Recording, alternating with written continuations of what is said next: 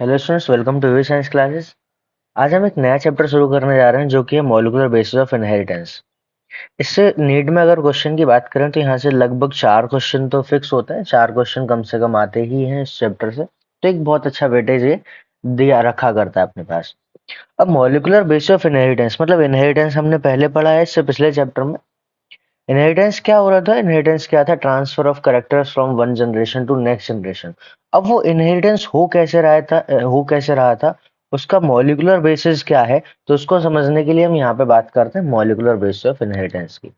कौन से मॉलिक्यूल उसके पीछे छिपे होते हैं, किसका क्या कारण होता है, किस तरह से ट्रांसफर होता है कैरेक्टर्स का, तो वो सब हम किसमें पढ़ेंगे? मॉलिक्यूलर बेसिस ऑफ इनहेरिटेंस में। यहाँ पे हम एक फैक्टर वर्ड पढ़ते हैं। अभी जो फैक्टर है ये मेंडल के द्वारा यूज किया गया था पहले प्रीवियस चैप्टर में। एक फैक्टर वर्ड था जो कि करेक्टर्स को ट्रांसफर कर रहा था, वो मेंडल ने इसको यूज किया था। फैक्टर के बारे में इसमें जानते हैं न्यूक्लिक एसिड। अब न्यूक्लिक एसिड हमने 11th क्लास में ही पढ़ा था बायोमोलिक्यूल में। तो न्यूक्लिक एसिड जो था वो क्या था? Polymer of nucleotide. Polymer of nucleotide होता है न्यूक्लिक एसिड। अब न्यूक्लिक एसिड में आरएनए भी आ सकता है और न्यूक्लिक एसिड में डीएनए भी आ सकता है, तो दोनों ही न्यूक्लिक एसिड होता है और दोनों ही पॉलीमर है न्यूक्लियोटाइड के। अब डीएनए और आरएनए में डिफरेंस किस तरह का है तो वो हम आगे देखेंगे। Deoxy ribose nucleic acid DNA होता है, राइबोज न्यूक्लिक एसिड आरएनए होता है, सभी जानते हैं। नेक्स्ट अगर हम चलते हैं, अभी क्या काम करेगा? ट्रांसक्रिप्शन हमें दिखाई दे रहा है, ट्रांसलेशन हमें दिखाई दे रहा है, मतलब कि डीएनए से अगर डीएनए हमें बनाना है तो हम रेप्लिकेशन वर्ड यूज करते हैं।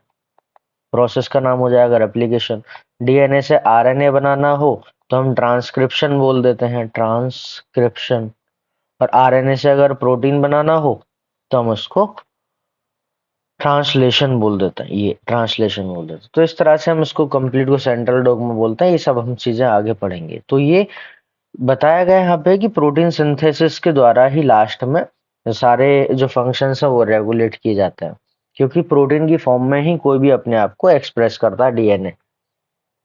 Complete nucleotide sequence of human genome during last decade has set new era of genomics। मतलब कि जो ह्यूमन जीनोम प्रोजेक्ट पढ़ते हैं, उस ह्यूमन जीनोम प्रोजेक्ट में ये ह्यूमन का जो जीनोम पूरा एनालाइज किया गया है, उसमें एक नया एरा बना है जीनोमिक्स का।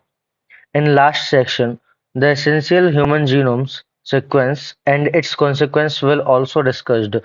अब यहाँ पे क्या क्या डिस्कस हो चुका है, तो ह्यूमन जीनोमिक्स में जो जो एसेंशियल चीजें थी, सिक्वेंसिंग थी, वो सभी डिस्कस कर ली गई है। Let us being discuss by the discussion by the first understanding structure of most interesting molecule in the living system. अब इसमें लिविंग सिस्टम में इंटरेस्टिंग मॉलिक्यूल की बात कर रहा है डीएनए की, तो डीएनए की जो मॉलिक्यूलर स्ट्रक्चर है उसको यहाँ पे समझेंगे। तो यहाँ से शुरू होता है फिर द डीएनए। अब डीएनए क्या है? डीएनए एक पॉलीमर है न्यूक्लियोटाइड का। डीएनए एक न्यूक्लियोटाइड का पॉलीमर है, वो भी कौन से? Deoxyribose nucleotide. अभी डीऑक्सी राइबोज न्यूक्लियोटाइड क्या है? अगर इसकी लेंथ की बात करें, the length of DNA is usually defined as a number of nucleotide. Number of nucleotide और a pair of nucleotide refer to as the base pair. Pair जो है न्यूक्लियोटाइड का वो बेस पेयर कहलाता है, प्रेजेंट इन इट। मतलब कि number of nucleotide या न्यूक्लियोटाइड बेस पेयर के नंबर के बेसिस पे हम डीएनए की लेंथ पता कर सकते हैं। This is also the characteristic of an organism. ये किसी भी ऑर्गेनिज्म का कैरेक्टरिस्टिक भी है, क्योंकि नंबर ऑफ बेस पेयर ये स्पेसिफाइड होते हैं या फिर हम कहें स्पेसीज स्पेसिफिक हुआ करते हैं। यहाँ पे कुछ डेटा है जो कि याद ही रखना है। कौन सा? पहला डेटा क्या है? बैक्टीरियोफेज इज नोन एज 5174, जिसके पास 5386 न्यूक्लियोटाइड हुआ करते हैं। तो ये हमें याद रखना है। बैक्टीरियोफेज कौन सा? 5174, और इसके पास 5386 न्यूक्लियोटाइड हुआ करता है। पहला पॉइंट ये याद रखना है। दूसरा, बैक्टीरियोफेज कौन सा? लैम्डा फेज जिसको बोल देते हैं। उसके पास 48,502 बेस पेयर। ये दोनों में डिफरेंस याद रखना है। यहाँ पे ये जो 5174 बैक्टीरियोफेज है, इसके पास 5386 न्यूक्लियोटाइड है, बेस पेयर नहीं है। यहाँ न्यूक्लियोटाइड की बात की गई है, जबकि लैम्डा फेज में 48,502 बेस पेयर है। मतलब न्यूक्लियोटाइड की अगर हम बात करें तो लैम्डा फेज में 48,502 का डबल हो जाएगा, तो 2 × 4 8 5 0 2 ये बेस पे ये आएंगे न्यूक्लियोटाइड।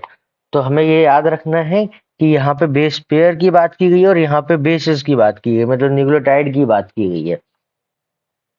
यहाँ पे इकोलाई, इकोलाई के पास कितने होते हैं? 4.6 इंटू 10⁻6 बेस पेयर होता है। इकोलाई के पास 4.6 इंटू 10⁻6 बेस पेयर होते हैं। हैप्लॉइड कंटेंट की बात करें तो ह्यूमन के पास, ह्यूमन में हैप्लॉइड कंटेंट में ये याद रखना है, हैप्लॉइड कंटेंट में 3.3 इंटू 10⁻9 बेस पेयर, तो डिप्लॉइड में कितना हो जाएगा? 2 × 3.3 इंटू 10⁻9 बेस पेयर, ये डिप्लॉइड कंडीशन हो जाएगी। तो इस तरह से डेटा हमें याद ही रखना है, इसमें कोई ऑप्शन नहीं है। अब नेक्स्ट हम बात करते हैं structure of polynucleotide chain. Structure of polynucleotide chain होता क्या है? सबसे पहले तो एक बार इसका ओवरव्यू देख लेते हैं कि होता क्या क्या है इसमें। जैसे डीएनए के बेसिस पे बात करते हैं, डीएनए है, डीएनए को अगर हम देखें तो डीएनए जो होता है पॉलीमर है न्यूक्लियोटाइड का, पॉलीमर ऑफ न्यूक्लियोटाइड। तो इसके लिए हमें न्यूक्लियोटाइड समझना पड़ेगा। न्यूक्लियोटाइड क्या होता है? Nucleoside plus phosphate group, nucleoside plus phosphate group. अब इसमें अगर फॉस्फेट ग्रुप को देखें तो ये फॉस्फेट ग्रुप बना कहाँ से? फॉस्फोरिक एसिड से आया। फॉस्फोरिक एसिड हम जानते हैं H3PO4 होता है। जब ये आयनाइज होगा तो 3H positive plus PO4 3 negative. अब ये जो है ये एक्चुअल में फॉस्फेट ग्रुप है। तो फॉस्फेट ग्रुप हमें मिल गया। इसके बाद न्यूक्लियोसाइड क्या होता है? न्यूक्लियोसाइड होता है pentose sugar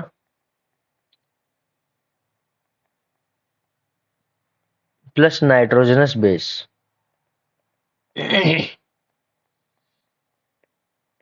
pentose sugar plus nitrogenous base, तो पेंटोस शुगर और नाइट्रोजनस बेस मिलकर न्यूक्लियोसाइड बनाते हैं। नाइट्रोजनस बेस को आगे देखेंगे, पहले पेंटोस शुगर देख लेते हैं।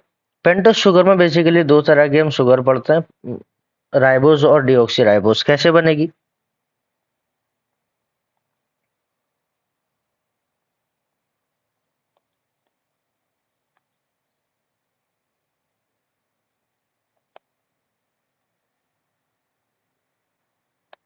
ओ H H H O H H O H CH2OH H।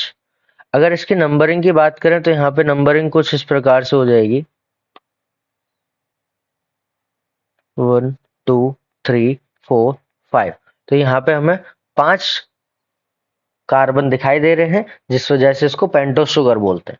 और इसका नाम है राइबोस शुगर, राइबोस शुगर, ये राइबोस शुगर है। अगर मैं इसी में से एक ऑक्सीजन हटा दूं सेकंड कार्बन से,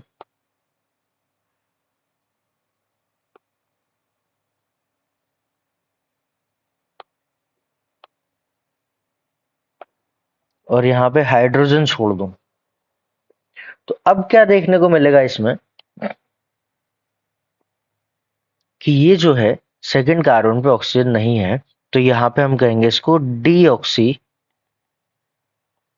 राइबोस शुगर, क्योंकि एक ऑक्सीजन इसमें कम है, तो इसलिए इसको बोल देंगे डीऑक्सी राइबोस शुगर। अबे राइबोस शुगर कहाँ मिलेगी? फाउंड इन आरएनए, जो कि राइबोस न्यूक्लिक एसिड बनाएगा। अगर डीएनए बनाना हो तो वहां पे डीऑक्सी राइबोस शुगर मिलेगी, फाउंड इन डीएनए। तो ये आरएनए और डीएनए में मिल रही है। इसके बाद अगर हम बात करते हैं नाइट्रोजनस बेस की, तो नाइट्रोजनस बेस क्या होगा? Nitrogenous base. अभी जो नाइट्रोजनस बेस है ये फिर से दो तरह के होते हैं, एक होता है प्यूरिन, एक होता है पायरिमिडीन। जो प्यूरिन होता है ये नाम छोटा, स्ट्रक्चर बड़ी, प्यूरिन का नाम छोटा है तो प्यूरिन की स्ट्रक्चर बड़ी है, ऐसा याद रखने के लिए। नाम छोटा, स्ट्रक्चर बड़ी, तो स्ट्रक्चर बड़ी 9 मेंबर्ड, कितने, 9 membered heterocyclic double ringed structure, double ringed structure है। जबकि पायरिमिडीन नाम बड़ा, स्ट्रक्चर छोटी, तो 6 मेंबर्ड, ये भी हेट्रोसाइक्लिक। हेट्रोसाइक्लिक का मतलब होता है ऐसी रिंग जिसमें डिफरेंट डिफरेंट एटम्स देखने को मिल जाए, जैसे कि नाइट्रोजन कार्बन से एक रिंग बनी हुई है, इसलिए इसको भी क्या बोल देंगे, हेट्रोसाइक्लिक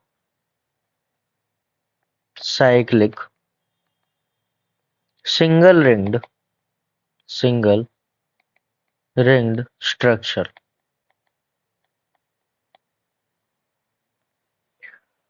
तो यहाँ पे प्यूरिन और पायरिमिडिन का समझ आया।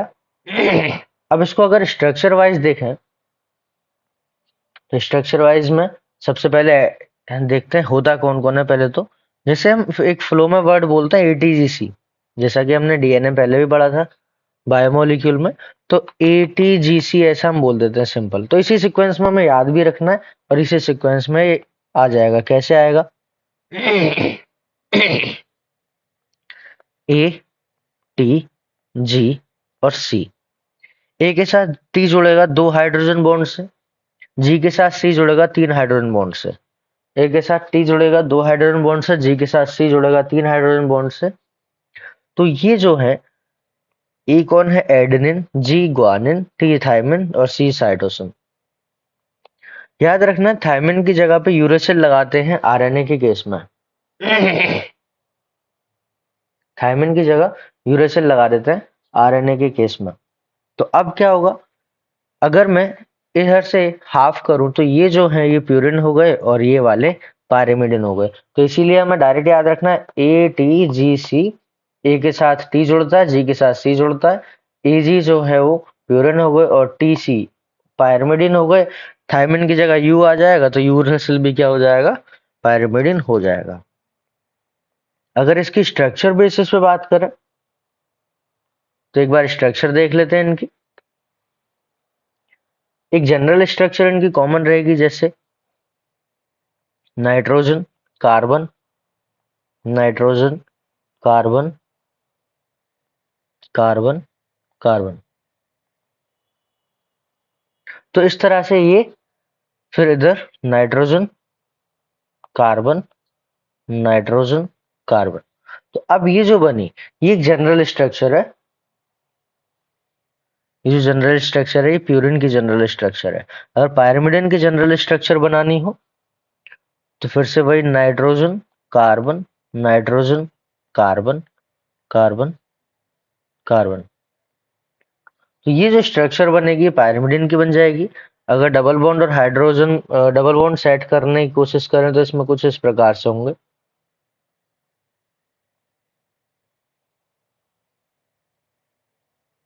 ये अल्टरनेट आते हैं और यहाँ पे भी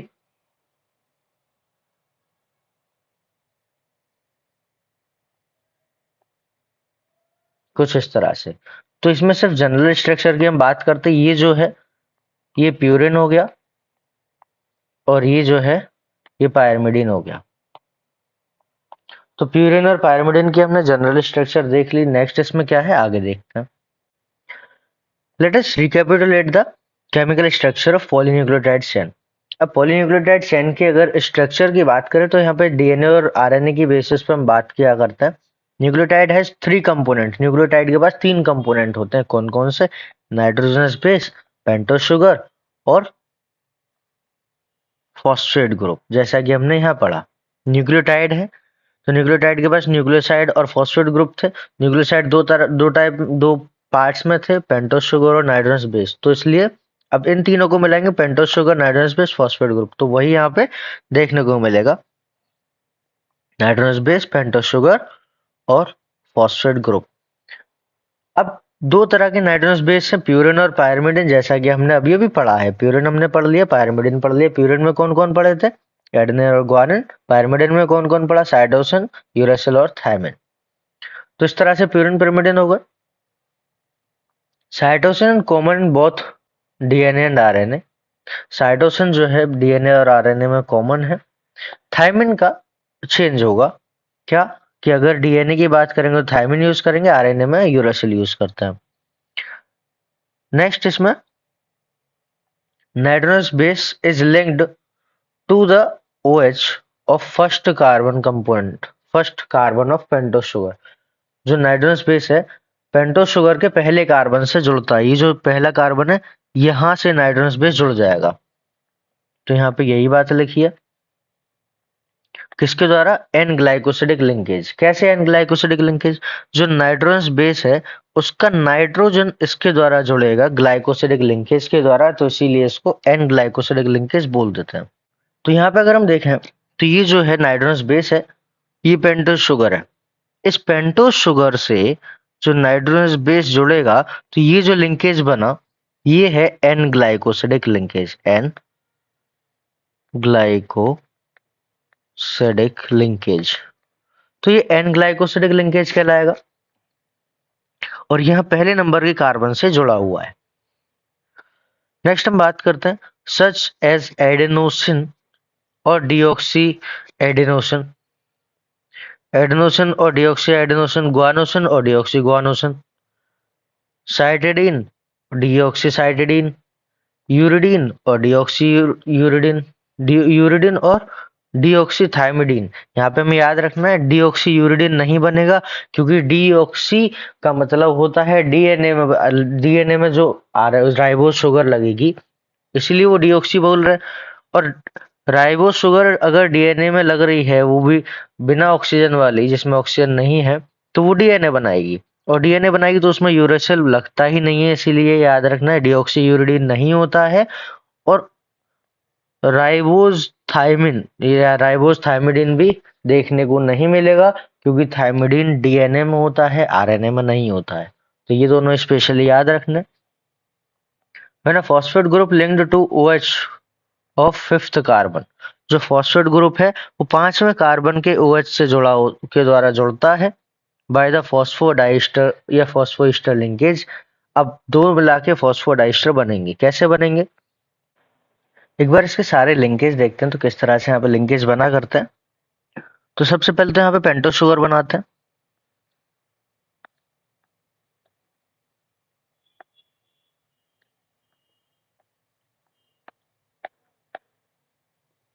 H O H H H O H H O H CH2OH और ये H, ये पेंटोस शुगर बन गया। इसमें 5 कार्बन दिखाई दे रहे हैं। अब यहाँ पे हमें फॉस्फेट ग्रुप जोड़ना है। फॉस्फेट ग्रुप जोड़ने के लिए फॉस्फेट ग्रुप इधर से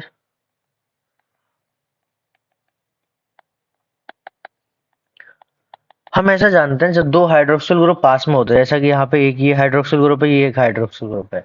जब दो हाइड्रोक्सिल ग्रुप पास में होते हैं तो डिहाइड्रेशन होता है और डिहाइड्रेशन के कारण यहाँ से हाइड्रोजन और यहाँ से OH -H2 चला जाएगा। जब यहाँ से -H2 हो जाएगा तो ये इसके साथ डायरेक्ट बॉन्ड बना लेगा कुछ इस प्रकार से। एक हम पढ़ते हैं ईस्टर बॉन्ड, जैसे कार्बन, यहाँ पे एक एल्काइल चेन लगा देते हैं। ये जनरल स्ट्रक्चर बता रहा हूँ कुछ इस प्रकार से। ये जो R है लास्ट वाला, इसमें भी कार्बन ही होगा। तो अगर इसको एनालाइज करें तो ये कार्बन की जगह पे फॉस्फेट ग्रुप है, इस ऑक्सीजन की जगह पे ये आ गया, इस ऑक्सीजन की जगह पे ये आ गया और इस कार्बन की जगह पे कार्बन आ गया। तो ये ईस्टर बॉन्ड है, तो ये भी एक ईस्टर बॉन्ड है, लेकिन इसमें फॉस्फेट ग्रुप है, इसलिए ये जो होगा ये फॉस्फो ईस्टर बॉन्ड होगा। सेम इस तरह से जब ये आगे कंटिन्यू चेन बनाएगा, तो कंटिन्यू जब चेन बनाएगा तो ये कुछ इस प्रकार से यहां से जुड़ेगा थर्ड कार्बन से, इस पूरे को नीचे लेके आता है। जब ये थर्ड कार्बन से जुड़ेगा यहाँ पे,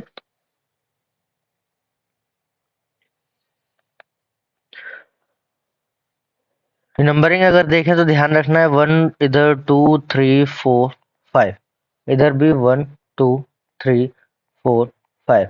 तो अब यहाँ पे भी दो हाइड्रोक्सिल ग्रुप पास में है, ये दोनों, तो यहाँ भी वाटर जाएगा, तो इधर से H और इधर से OH, तो फिर से क्या हो जाएगा, ये बॉन्ड बना लेगा और ये कुछ इस प्रकार से जुड़ जाएगा। जिस तरह से यहाँ फॉस्फोईस्टर बॉन्ड बना था, सेम उसी तरह से यहाँ भी फॉस्फोईस्टर बॉन्ड बनेगा।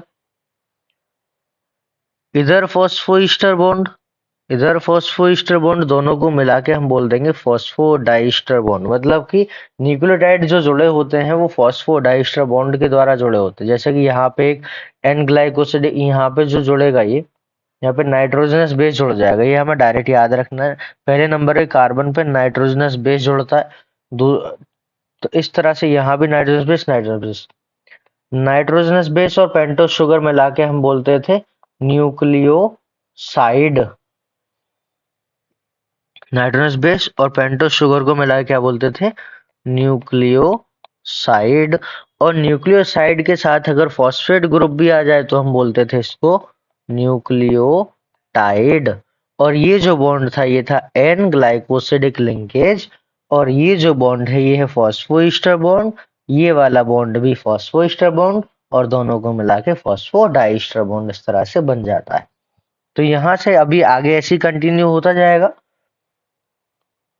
जुड़ता चला जाएगा। अब यहाँ पे अगर हम देखें तो जिस डायरेक्शन में आगे जोड़ेंगे इसको, तो यहाँ पे ये थर्ड कार्बन जो है, थर्ड कार्बन वही आगे कंटिन्यू चेन बनाएगा। अब थर्ड कार्बन आगे कंटिन्यू चेन बनाएगा तो हम कह सकते हैं कि जो तीसरा कार्बन है वो यहाँ पे चेन बनाने के लिए रेडी है, इसलिए इस पूरे एंड को हम 3 प्राइम बोल देंगे। सेम इधर अगर हम बात करते हैं, यहाँ फॉस्फेट ग्रुप जुड़ेगा और यहाँ के आगे एक चेन और बनती चली जाएगी जहां तक भी इसको बनाना है। तो अब ये यहाँ पांचवा कार्बन इसमें फ्री है, इसीलिए इसको हम 5 प्राइम बोल देंगे। तो 3 प्राइम और 5 प्राइम जो, या फिर 3 मोइटी या 5 मोइटी जो बोलते हैं, वो किस बेसिस पे है कि यहाँ जो चेन कंटिन्यू कर रही है 5वें नंबर के कार्बन से कंटिन्यू कर रही है, इसलिए इसको 5 प्राइम बोलेंगे। और यहाँ से जो कंटिन्यू कर रही है वो 3 नंबर से कर रही है, इसीलिए उसको 3 प्राइम बोल देंगे या 3 मोइटी बोल देते हैं। तो इस तरह से ये स्ट्रक्चर हुई इसकी। यहाँ पे अगर हम देखते हैं तो ये नाइट्रोजनस बेस है, ये पेंटोस शुगर है, ये फॉस्फेट ग्रुप है।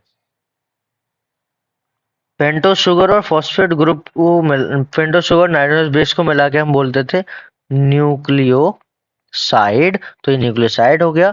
और अगर हम बात करें पेंटोस शुगर, ये पेंटोस शुगर है, ये नाइट्रोजनस बेस है, ये फॉस्फेट ग्रुप है, इन तीनों को मिला के हम बोलेंगे न्यूक्लियोटाइड। तो ये क्या हो गया, न्यूक्लियोटाइड हो गया। तो यहाँ पे हमने न्यूक्लियोटाइड भी समझा, न्यूक्लियोसाइड भी समझा। स्ट्रक्चर हमें इस समय समझ में आ रही है कि स्ट्रक्चर क्या है। नेक्स्ट हम बात करते हैं, more nucleotide can be joint in such manner. अब बहुत सारे न्यूक्लियोटाइड इसी तरह से जुड़ते चले जाएंगे। A polymer thus formed has at one end a free phosphate moiety. जहां पे फॉस्फेट मोइटी मिलती है, फॉस्फेट ग्रुप मिलता है, तो उसको हम 5 एंड बोल देते हैं, शुगर का 5 एंड शुगर का, ये याद रखना है 5 एंड किसका, शुगर का है। Which refers to the 5 end of polynucleotide chain. जैसा कि यहाँ पे हमने 5 एंड जो है वो शुगर का था, तो इसको हम पॉलीन्यूक्लियोटाइड चेन का भी 5 एंड मान लेते हैं। सिमिलरली एट अदर एंड, इस एंड की बात कर रहा है, the polymer of sugar has a free OH group. यहाँ पे फ्री OH ग्रुप मिल रहा थर्ड कार्बन पे, किसका, पेंटोस शुगर का थर्ड कार्बन, इसीलिए इसको 3 एंड ऑफ पॉलीन्यूक्लियोटाइड चेन बोल देते हैं, क्योंकि आगे यही चेन को कंटिन्यू कराएगा। अब ये जो स्ट्रक्चर है, इस स्ट्रक्चर में हमने पॉलीन्यूक्लियोटाइड देखा, तो बैकबोन क्या है, the backbone of polynucleotide chain is formed due to the sugar phosphate. अब ये शुगर है, ये फॉस्फेट शुगर है, फिर फॉस्फेट आएगा, फिर शुगर आएगा, फिर फॉस्फेट आएगा, तो यही तो बैकबोन बना रहा है। तो न्यूक्लियोटाइड, पॉलीन्यूक्लियोटाइड चेन जो है उसकी बैकबोन कौन बनाता है, शुगर फॉस्फेट बनाता है। नाइट्रोजनस बेस जो होते हैं वो sugar moiety projected from the backbone. अभी नाइट्रोजनस बेस प्रोजेक्टेड ही तो है, अंदर की तरफ प्रोजेक्टेड है ये, मतलब कि जो नाइट्रोजनस बेस होते हैं वो प्रोजेक्टेड फॉर्म में देखने को मिल जाते हैं यहाँ पे। तो the nitrogenous base linked to sugar moiety project from the backbone. अब आरएनए की बात करें तो आरएनए क्या है? In RNA every nucleotide residue has an additional OH group present at the second position. यहाँ पे हमने जो बनाया था ये आरएनए का ही बनाया था, क्योंकि अगर डीएनए होता तो यहाँ पे ओएच की जगह पे सिर्फ एच होता, अगर डीएनए होता तो यहाँ पे ओएच की जगह पे सिर्फ एच होता। तो ये राइबोस शुगर है। नेक्स्ट हम बात करते हैं तो उसको हम राइबोस शुगर बोल देते हैं। ऑल्सो इन यूरासिल, अब इसमें यूरासिल भी मिलता है। राइबोस शुगर है जो है, अगर आरएनए की बात करते हैं तो थायमिन की जगह पे यूरासिल मिलता है इसमें। Found at the place of thymine another chemical name. अब थायमिन और यूरासिल का हमने पढ़ ही लिया था। डीएनए जो है एक एसिडिक सब्सटेंस होता है जो कि सबसे पहले फ्रेडरिक मिशर ने आइडेंटिफाई किया था। डीएनए जो है फ्रेडरिक मिशर ने सबसे पहले आइडेंटिफाई किया था 1869 में एज एसिडिक मटेरियल और एज एसिडिक सब्सटेंस। अब क्योंकि एसिडिक सब्सटेंस न्यूक्लियस के अंदर मिला था, इसीलिए इसका नाम न्यूक्लियन रख दिया गया था। किसने देखा था सबसे पहले? फ्रेडरिक मिशर ने 1869 में, और इसका नाम क्या रख दिया था? न्यूक्लियन, क्योंकि एक एसिडिक सब्सटेंस था जो कि न्यूक्लियस के अंदर देखने को मिला था। अगर हम इसमें आगे बात करते हैं तो ये जेम्स वॉटसन आता है। जेम्स वॉटसन और फ्रांसिस क्रिक। अब इसने एक्सरे क्रिस्टलोग्राफी के बेसिस पे, एक्सरे क्रिस्टलोग्राफी का डेटा कहाँ से आया था, या एक्सरे डिफ्रैक्शन का डेटा कहाँ से आया था? मॉरिस विलिकन्स और रोजलैंड फ्रैंकलिन, दो ये साइंटिस्ट थे, मॉरिस विलिकन्स और रोजलैंड फ्रैंकलिन। इन दोनों के एक्सरे क्रिस्टलोग्राफी के डेटा के बेसिस पे जेम्स और वॉटसन और फ्रांसिस क्रिक, जेम्स वॉटसन और फ्रांसिस क्रिक ने अपना डबल हेलिकल स्ट्रक्चर मॉडल दिया था। अब इस डबल हेलिकल स्ट्रक्चर मॉडल में इसने बताया था कि एक और दूसरा, ये दो हेलिक्स देखने को मिलते हैं, इसीलिए इसने डबल हेलिकल स्ट्रक्चर बोला था। However, this proportion was also based on the observation of Erwin Chargaff. अब ये जो इसके डबल हेलिकल स्ट्रक्चर की जो प्रोपोर्शन थी, जो डेटा था, वो एरविन चारगाफ के रूल पे भी वो बेस्ड था। Double standard DNA, the ratio between the adenine, thymine, guanine and cytosine are constant and equal ones. अब ये जो है एडेनिन, थायमिन, ग्वानिन, साइटोसिन का रेशियो कांस्टेंट होता है।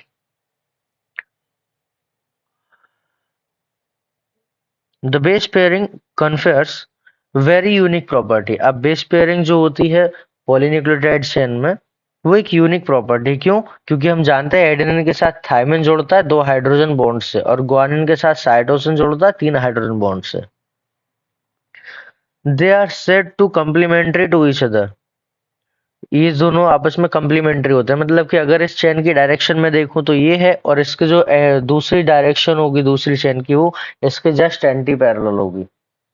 तो एडेनिन, थायमिन, ग्वानिन, साइटोसिन, तो इस तरह से जुड़ेंगे। कैसे जुड़ेंगे? ए के साथ टी और जी के साथ सी जुड़ता है।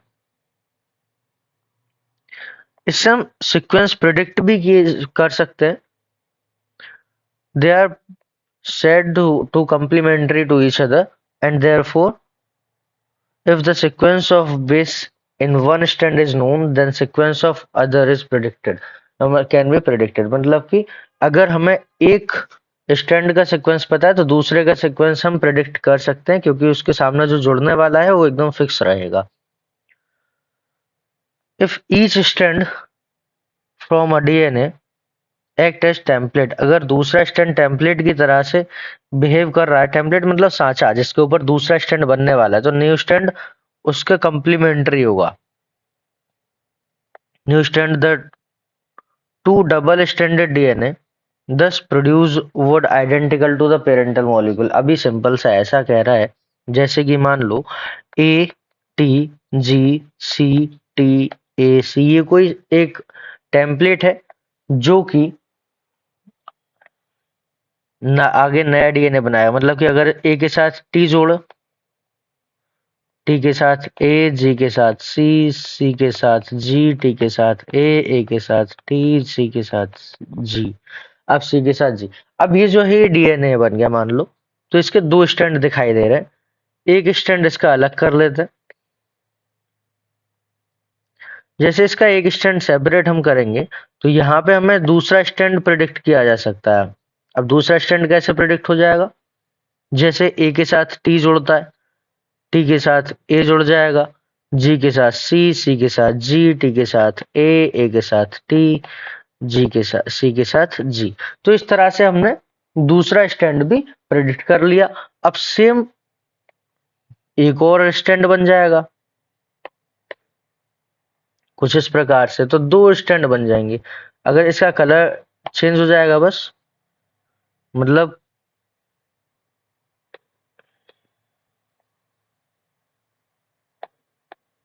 ये एक स्टैंड आया इधर, तो इसमें हम बना सकते हैं A T G C T A जी। तो ये जो हुआ, हम ऐसा देख पा रहे हैं या ऑब्जर्व कर सकते हैं कि ये दोनों ही आपस में पेरेंटल डीएनए के जैसे हैं, एग्जैक्ट सिमिलर है। तो इससे हमें क्या पता चला कि ये जो बेस पेयरिंग होती है फिक्स होती है। नेक्स्ट हम बात करते हैं सैलिएंट फीचर्स क्या क्या है इसके।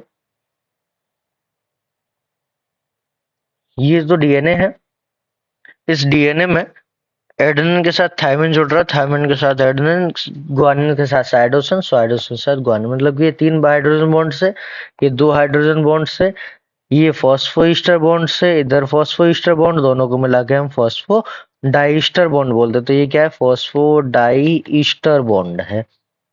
यहाँ पे ये जो बॉन्ड है ये एन ग्लाइकोसिडिक लिंकेज है, ये हमें सारे याद रखना है। अगर इसका डेटा सारा जो लिखा हुआ है यहाँ पे, इसको हम यहाँ देखते हैं तो हमें ये क्या क्या डेटा देखने को मिलेगा इसमें। तो सबसे पहले तो ये जो स्ट्रक्चर है डीएनए की देखने को मिल रही है। अब इस डीएनए के स्ट्रक्चर में अगर हम ध्यान से ऑब्जर्व करते हैं तो हमें यहाँ पे नाइट्रोजनस बेस देखने को मिल रहा है। ये एक नाइट्रोजनस बेस है थायमिन, ये एक नाइट्रोजनस बेस है एडेनिन। तो इन दोनों को मिला के मैं इसको नाइट्रोजनस बेस पेयर बोलूंगा, या फिर सिंपल सा बेस पेयर बोल सकता हूँ। तो ये एक बेस पेयर हो गया, ये दूसरा बेस पेयर हो गया। अब इसका डेटा मुझे याद रखना है। क्या क्या डेटा याद रखना है? कि एक बेस पेयर से दूसरे बेस पेयर का जो डिस्टेंस होता है वो 3.4 एंगस्ट्रम होता है। एक बेस पेयर से दूसरे बेस पेयर का जो डिस्टेंस है वो 3.4 एंगस्ट्रम है, जिसको हम एक्सियल राइज के नाम से जानते हैं। एक्सियल राइज के नाम से जानते हैं। ये जितना भी डेटा है सारा बीडीएनए के रेस्पेक्ट में है। तो एक्सियल राइज हो गया। अब एक टर्न में 10 बेस पेयर आते हैं। एक टर्न में 10 बेस पेयर होते हैं।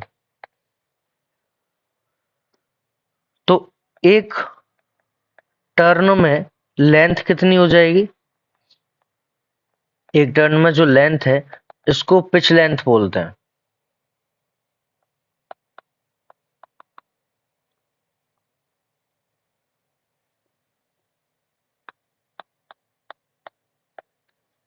अब पिच लेंथ क्या होगी? 3.4 एंगस्ट्रम डिस्टेंस है और है कितने टोटल? 10। तो हो गया 34 एंगस्ट्रम। 34 एंगस्ट्रम इसमें पिच लेंथ इसकी हो जाया करती है। तो 34 एंगस्ट्रम हो गया। नेक्स्ट हम बात करते हैं, अब ये एक टर्न कैसे हुआ? यहां से ये इतना घूमा 180, फिर वापस घूम गया तो 360। मतलब एक बार इतना घूमा तो 180, और जब इस तरह से जो जा रहा है, मतलब अगर हम इसको यहाँ पे कुछ इस तरह का स्ट्रक्चर, तो ये 360 कुछ इस प्रकार से होगा। तो अगर इसको हेलिकल बनाएंगे तो कुछ इस तरह से दिखाई देगा। तो ये जो है ये एक टर्न होता है। एक टर्न की जो पिच लेंथ हो गई इसकी वो 34 एंगस्ट्रम हो गई। अब एक टर्न में 360 डिग्री होते हैं। एक टर्न में 10 बेस पेयर, तो 360 डिग्री को अगर 10 बेस पेयर में डिवाइड करें तो 36 डिग्री बनता है। मतलब एक बेस पेयर से दूसरे बेस पेयर के बीच में जो एंगल बनेगा वो 36 डिग्री का होगा। तो ये हमें याद रखना है कि एक बेस पेयर से दूसरे बेस पेयर के बीच का जो एंगल है, जो इस तरह से यहाँ एंगल जो दिखाई देगा, वो 36 डिग्री का होगा। तो ये 36 डिग्री का एंगल हो गया दो डीएनए के बीच का। अगर डीएनए की विड्थ की बात करें तो डीएनए का जो विड्थ होती है 20 एंगस्ट्रम होती है। जो डीएनए की विड्थ होती है वो 20 एंगस्ट्रम होती है। यहाँ पे कुछ स्ट्रक्चर बनेगी जिससे कि ये जब टर्न होगा तो ये एक स्ट्रक्चर बनेगी जिसको हम बोलते हैं माइनर ग्रूव। और जबकि ये जो स्ट्रक्चर बनेगी, डिप्रेशन जो बन रहा है यहाँ पे, इसको हम बोलते हैं मेजर ग्रूव। तो ये जो माइनर ग्रूव है, ये माइनर ग्रूव बाय 12 एंगस्ट्रम का होता है। ये माइनर ग्रूव जो है ये 12 एंगस्ट्रम का होता है, जबकि मेजर ग्रूव जो है ये 22 एंगस्ट्रम का होता है। 22 एंगस्ट्रम का होता है। माइनर ग्रूव 12 एंगस्ट्रम का, मेजर ग्रूव 22 एंगस्ट्रम का। अगर मैं कहूं कि यहाँ 5 प्राइम है, अगर मैं कहूं कि यहाँ पे 5 प्राइम है, तो इसका जो दूसरा एंड है, उस एंड पे यहाँ पे मुझे 3 प्राइम देखने को मिल जाएगा। जबकि अगर मैं कहूँ यहाँ पे 5 प्राइम है, तो इसका जो दूसरा एंड है यहाँ मुझे 3 प्राइम देखने को मिल जाएगा, और ये दोनों आपस में एंटी पैरेलल हुआ करते हैं। तो यहाँ पे डीएनए का डेटा जो था, वो डीएनए का डेटा हमने समझा। इसमें और क्या क्या मिलेगा तो एक बार देख लेते हैं इसमें कि 5 to 3 prime polarity, 3 to 5 prime polarity हमने देख ही ली, दोनों एंटी पैरेलल पोलरिटी के होते हैं। दूसरा क्या है, हाइड्रोजन बॉन्ड जो है बेस पेयर के बीच में देखने को मिलते हैं। दो हाइड्रोजन बॉन्ड थायमिन ये अपोजिट में होते हैं, और मतलब कि adenine forms 2 hydrogen bond with thymine from opposite strand and vice versa. मतलब कि जो थायमिन है वो भी 2 हाइड्रोजन बॉन्ड बनाएगा। ग्वानिन साइटोसिन के साथ 3 हाइड्रोजन बॉन्ड बनाता है। Guanine is bonded with a cytosine with 3 hydrogen bond. As a result, always purine come opposite to the pyrimidine. इसलिए प्यूरिन हमेशा pyrimidine के अपोजिट में ही आया करते हैं। तो अप्रोक्सीमेटली उनकी डिस्टेंस भी सिमिलर होती है। Approximately uniform distance between the two strand of the helix. अब जो हेलिक्स है उसके बीच की जो डिस्टेंस है वो भी लगभग सेम रहती है। अप्रोक्सीमेटली सेम स्टैंड रहेगी, बिल्कुल ऐसे जैसे कि ट्रेन की जो पटरियां होती हैं, रेल की जो पटरी होती हैं, उस पटरी के बीच में स्लीपर होते हैं, उनकी डिस्टेंस की तरह से ही ये सेम रहती हैं। अब आगे बात करते हैं 34 ये 3.4 nanometre. 3.4 nanometre the two chains are coiled at right handed fashion. ये राइट हैंडेड फैशन जो है ये BDNA का है। The pitch of the helix is 3.4 nanometre.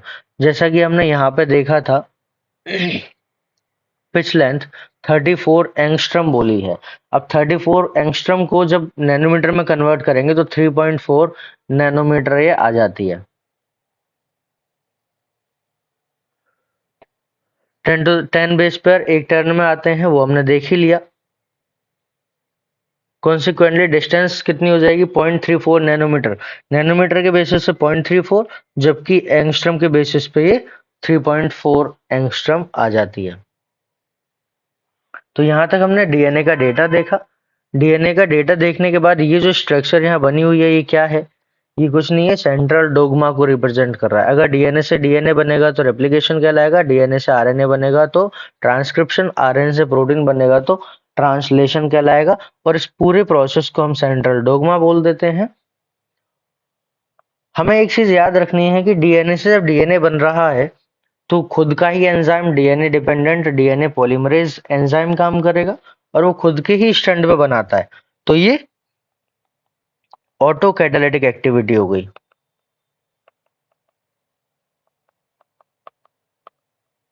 जबकि ट्रांसक्रिप्शन में क्या होगा, डीएनए उसमें स्ट्रैंड की तरह काम, बेस उसकी टेम्पलेट की तरह काम करेगा, और उसमें आरएनए पॉलीमरेज उसको बनाने का काम करता है। वो सब हम आगे पढ़ेंगे। तो ये जो ट्रांसक्रिप्शन है ये हेटेरोकैटालिटिक एक्टिविटी हो गई कि डीएनए पे डिपेंड है और आरएनए पॉलीमरेज काम कर रहा है, तो हेटेरोकैटालिटिक एक्टिविटी।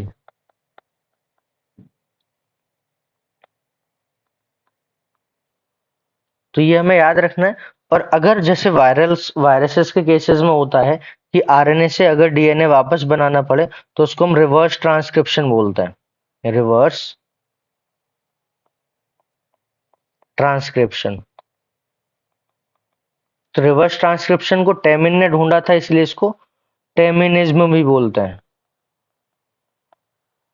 और अब जो स्ट्रक्चर है, अब जो सेंट्रल डोग्मा दिख रहा है, इसका नाम भी चेंज होके रिवर्स सेंट्रल डोग्मा हो जाएगा। इसका नाम भी चेंज होके रिवर्स सेंट्रल डोग्मा हो जाएगा। नेक्स्ट हम बात करते हैं चारगाफ रूल क्या था। चारगाफ रूल कहता है कि एडेनिन थायमिन के साथ जुड़ेगा 2 हाइड्रोजन बॉन्ड से, ग्वानिन साइटोसिन के साथ जुड़ेगा 3 हाइड्रोजन बॉन्ड से। किसी भी डीएनए में एडेनिन का अमाउंट थायमिन के बराबर होगा, ग्वानिन का अमाउंट साइटोसिन के बराबर होगा। तो ये एक पहला स्टेटमेंट था कि एडेनिन थायमिन के साथ जुड़ेगा, ग्वानिन साइटोसिन के साथ जुड़ेगा। दूसरा स्टेटमेंट क्या था कि एडेनिन थायमिन के बराबर होगा और ग्वानिन साइटोसिन के बराबर होगा। ये दूसरा स्टेटमेंट था। अब तीसरी बात क्या थी कि अगर मैं एडेनिन और ग्वानिन को जोड़ दूं तो ये डेटा थायमिन और साइटोसिन के सम के बराबर होगा, क्योंकि जब ये इसके बराबर है तो ये इसके बराबर है, तो इन दोनों को जोड़ के ये दोनों के बराबर हो जाएगा। तो सिंपल सा है। अब क्या किया कि एडेनिन और ग्वानिन के अपोजिट अपोन मतलब कि डिवीजन में अगर मैं थायमिन और साइटोसिन को लेके आऊंगा तो क्योंकि ये बराबर है तो इसका जो रिजल्टेंट है वो 1 आ जाएगा। लेकिन दूसरा क्या याद रखना है कि एडेनिन के साथ अगर थायमिन को जोड़ा तो ये इक्वल नहीं रहेगा ग्वानिन के साथ साइटोसिन जोड़ने में। रीजन क्या है? जो एडेनिन है वो थायमिन के साथ है, ग्वानिन साइटोसिन के साथ है। अब एडेनिन और थायमिन का रिपीटेशन चेंज हो सकता है। हो सकता है एडेनिन थायमिन 4 बार रिपीट हुआ एक सेगमेंट में और ग्वानिन साइटोसिन 2 बार रिपीट हुआ, तो ये वेरी कर सकता है। तो ग्वानिन साइटोसिन हमेशा इक्वल रहे ऐसा जरूरी नहीं है। अगर ये A+T अपॉन G+C, अगर यहाँ पे ग्वानिन और साइटोसिन ज्यादा है तो ये रिजल्टेंट 1 से कम आएगा। ये रिजल्टेंट जो आएगा वो लेस देन 1 आएगा, तो हम कहेंगे लेस देन 1। अब अगर ये ऐसा आ रहा है क्योंकि जो डिनोमिनेटर है वो बड़ा होता है तो रिजल्टेंट लेस देन 1 आता है। तो अगर ये लेस देन 1 आ रहा है मतलब कि जीसी इसमें ज्यादा है, और जीसी ज्यादा होता है बैक्टीरियल डीएनए में। बैक्टीरियल डीएनए में ग्वानिन साइटोसिन रिच कंडीशन देखने को मिलती है, तो यहां से पता चल जाएगा ये कौन सा है, बैक्टीरियल डीएनए है। और अगर इसका उल्टा हो जाए, ए टी ज्यादा हो जीसी के कंपेयर में, तो ये ग्रेटर देन 1 आ जाएगा। तो अब ये यूकैरियोटिक डीएनए होगा। तो ये तो प्रोकैरियोटिक डीएनए था जिसमें 1 से कम था, अब 1 से ज्यादा है तो यूकैरियोटिक डीएनए हो जाएगा। तो ये यूकैरियोटिक डीएनए हो गया। यहाँ पे हमें ये याद रखना था, ये क्या था, चारगाफ रूल था। अब इसके अनुसार और क्या है, ए टी के बराबर है और जी सी के बराबर है। इसमें कुछ एग्जाम्पल कुछ इस प्रकार से भी आते हैं, जैसे कोई डीएनए है, उस डीएनए में 10% टोटल न्यूक्लियोटाइड का टोटल न्यूक्लियोटाइड का 10% जो है उस डीएनए में ग्वानिन या ग्वानोसिन कंट्रीब्यूट करता है। अब बताओ थायमिन का परसेंटेज कितना होगा। तो इस तरह के क्वेश्चन देखने को मिल जाएंगे। अब इसमें क्या करना है, तो हम जानते हैं ए के साथ टी, ए के बराबर टी होता है और जी के बराबर सी होता है। तो अगर ग्वानिन 10% है तो साइटोसिन भी 10% होगा। तो जब ग्वानिन 10% दिया हुआ है तो साइटोसिन भी 10% होगा, तो दोनों को जोड़ के 20% हो गया। टोटल कितना है? 100%। तो 100% में से 20% में तो जी और सी हो गए, बाकी 80% में कौन है? 80% में एटी हो गए, ए और टी। और ए और टी को जब डिवाइड करेंगे तो 40% में एडेनिन और 40% में थायमिन। थायमिन कितना हो गया? 40%। तो अगर थायमिन का पूछेगा तो यहाँ पे 40% आंसर आ जाएगा। तो कुछ इस प्रकार से कर देना है। जैसे दूसरा अगर कहें तो बस इतना हमें याद रखना है कि ए टी के साथ टी के बराबर होता है, जी सी के बराबर होता है। इन दोनों को घटाओगे तो टोटल में से अगर इन दोनों को घटाओगे तो इन दोनों का आ जाएगा। तो इस तरह से स्टोइकियोमेट्री लगा के हो जाएगा। और दूसरा एक और एग्जांपल अगर हम इसमें देखें तो सिंपल सा, अगर किसी ने कहा कि जो साइटोसिन है एक डीएनए में, जितना भी उसमें न्यूक्लियोटाइड हो वो डिपेंड करेगा। अगर उसने कहा एक डीएनए में 25% साइटोसिन है, तो बताओ एडेनिन कितने परसेंट होगा? तो एडेनिन का परसेंटेज पूछ लिया, तो कैसे करेंगे? ए टी के साथ जुड़ता है, जी सी के साथ जुड़ता है, ए टी के बराबर जी सी के बराबर। तो सी कितना दे रखा है? 25%। तो जी भी कितना हो जाएगा टोटल का? 25%। तो जी है 25%, सी भी कितना हो गया? 25%। टोटल हो गया 50%। तो टोटल का 50% कौन है? जी सी। तो एटी कितना हो गया? बचा हुआ सारा एटी होगा। तो एटी कितना है? 50%। तो ये दोनों भी आपस में बराबर होते हैं, ए और टी। तो इसको भी बांट दो तो ये भी 25% और टी भी 25% हो जाएगा। कुछ इस प्रकार से हम ऐसे क्वेश्चन सॉल्व कर लेंगे। तो ये इस तरह के क्वेश्चन सॉल्व हो जाएंगे इजीली, कोई इसमें बड़ी बात नहीं है।